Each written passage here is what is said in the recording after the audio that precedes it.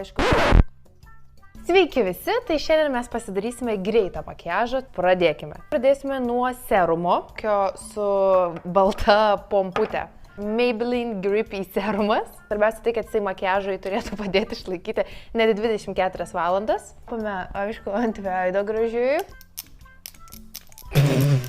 Atsiprašau, man po vakaro vakarėlio dreba rankos. Ištriname veiduką. Serumas jaučiusi toksai šiek tiek lipšnus, bet taip ir turi būti tam, kad prisitvirtintų visas makiažas. Antras žingsnis tai yra primeris. Man iš tikrųjų labai gražaus dizaino.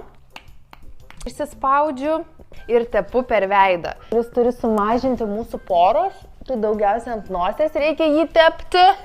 Ir jisai yra visiškai be silikonų. Dabar deda mano mylimą Maybelline Super Stay pudrą. Reikės, aišku, kempinėlės. Irgi išlaiko iki 24 valandų ir nėra labai sunki. Ant rankos pradžiai.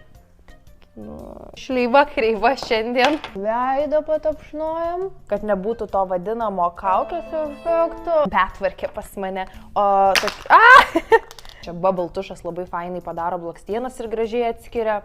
Tai aišku... No! Iš arčiau gal matysis. Peace. Liuks. Pradžiai dar reikėtų išsukti lūpdažį. What? Išsukti.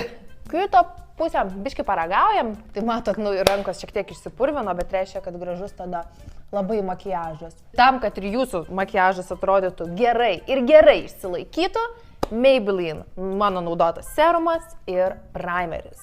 Peace.